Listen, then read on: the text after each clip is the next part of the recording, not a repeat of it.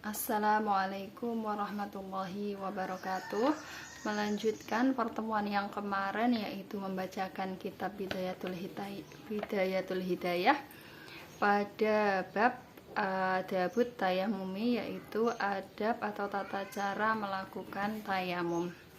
Bismillahirrahmanirrahim. Adabut tayamumi, tata cara tayamum. Fa in ajazta, jikalau kamu lemah atau kesulitan anil ma'i, dari mendapatkan air, lifaqdihi, karena kehilangan air, ba'da talabi, setelah mencarinya, au limani'in, atau karena ada penghalang, minal wusuli ilaihi, penghalang untuk sampai pada air tersebut, min sabu'in, misalnya karena ada binatang buas, au min hasibin, atau ketika kamu dalam penjara, au kanal ma'ul hadiru, atau ada pada air yang hadir itu, yang ada itu, tahtaju ilaihi, yaitu dibutuhkan, li'atashika, karena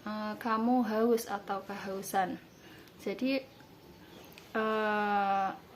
apabila ada air tapi dalam keadaan kamu kehausan, au atashi rafiqika, atau temanmu yang kehausan, au kana milkan, atau ada pada air itu milkan, yaitu dimiliki, li ghairika, dimiliki seseorang selain kamu, walam yabi', dan air tersebut tidak dijual, illa bi aktsara min tsamanil mithlik, kecuali dengan harga yang lebih banyak atau lebih mahal, min tsamanil mithli, dari harga yang sebenarnya, au kana bika, atau ada padamu, jirahatun, yaitu kamu mempunyai luka, au maradun, atau kamu sedang sakit, takhafu minhu, yang ketika terkena air itu kamu takut, ala nafsika, bisa membahayakan jiwamu,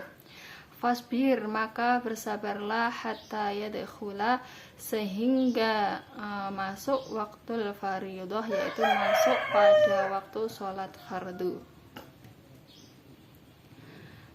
Tsumma qsid sa'idan, kemudian bersegeralah, kemudian bersegeralah menuju tempat thayyiban, yaitu tempat yang bagus, alaihi, pada tempat itu, turabun, ada tanah, khalisun, yang halus, tahirun, dan yang suci, layyinun, dan juga yang murni. Fadrib, maka pukulkanlah, alaihi, pada tempat itu, kafaika, kedua telapak tanganmu, dhamman, dengan merapat, baina asabi'ika, di antara jari-jarimu, wanwis tibahatas sholat, dan berniatlah untuk bertayamum itu, niatkanlah untuk diperbolehkan melakukan sholat. Wamsah, dan basuhlah atau usaplah, bihima, kedua tangan, wajhaka, pada wajahmu, kullahu marratan wahidatan. Wamsah, dan basuhlah, bihima, kedua tangan, dengan wamsah, dan basuhlah, bihima, dengan kedua tangan, wajhaka, pada wajahmu, kullahu marrotan, kullahu, pada semua bagian wajah, marrotan wahidatan, yaitu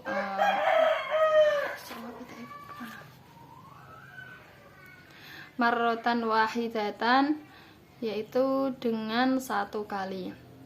Wala tatakallaf, dan janganlah memaksa,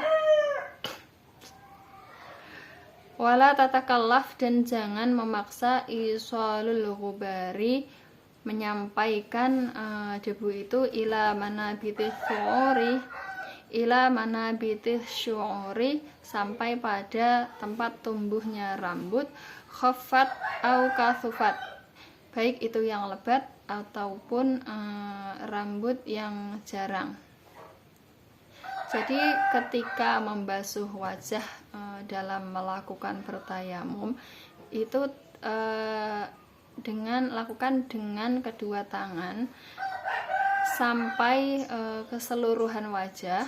Dan apabila misalkan yang laki-laki itu di bagian wajahnya ada rambut atau jenggot, baik yang tebal maupun yang jarang, itu tidak perlu harus mengenai semua kulit yang ada di yang tertutup oleh rambut tersebut.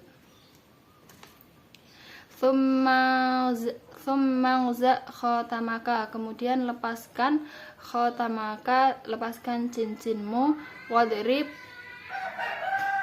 dan pukulkanlah dorbatan tsaniyatan, pada pukulan kedua, mufarrojan, yaitu dengan renggang, baina aswabi'ika, yang ada di antara jari-jarimu. Kemudian yang pukulan kedua, pukulkan tangan dengan jari-jari merenggang. Wamsah dan basuhlah bihima, dengan kedua tangan, yadaika. Wamsah dan basuhlah bihima yadaika, dengan kedua tanganmu, ma'amir faqaika, beserta kedua sikumu. Fa'illam yastaw'ibhuma, apabila keduanya belum merata, fadrib, maka pukulkan, dorbatan ukhra, yaitu pukulkan dengan pukulan yang lain, ila ang tastaw'ibahuma, sampai merata pada keduanya. Tsumma, kemudian basuhlah atau usaplah ihda kafaika bil ukhra, telapak tanganmu yang lain, bil ukhra, dengan pukulan lagi, satu kali pukulan lagi. Wamsah, dan basuhlah ma baina aswabi'ika, apa yang ada di antara jari-jarimu, bitakhlili, dengan menyela-nyelanya. Washolli, kemudian sholatlah, bihi, dengan tayamum itu, fardhon wahidatan, dengan satu kali sholat fardu. Jadi untuk satu kali tayamum itu bisa digunakan untuk satu kali sholat fardu. Wa ma syi'ta, dan boleh melakukan beberapa sholat, minan nawafili, dari sholat sunnah, ba'dal fardhi, setelah sholat fardu. Jadi ketika kamu melakukan tayamum, maka untuk sholat fardu itu hanya boleh dilakukan satu kali, tapi kalau untuk sholat sunnah maka itu boleh dilakukan untuk berkali-kali. Fa'idha aradta, apabila kamu ingin melakukan fardhan tsaniyan, yaitu sholat wajib yang kedua, sholat wajib lagi, fastanif, maka lakukanlah lahu tayammuman akhar, maka lakukanlah tayamum akhar yang lain. Jadi ketika kamu ingin melaksanakan sholat fardu lagi, meskipun belum batal, jadi kamu harus melakukan tayamum lagi. Beda lagi kalau untuk yang sholat sunnah, maka kamu boleh langsung melanjutkan sholat sunnah yang kedua, ketiga, bahkan keempat dan seterusnya.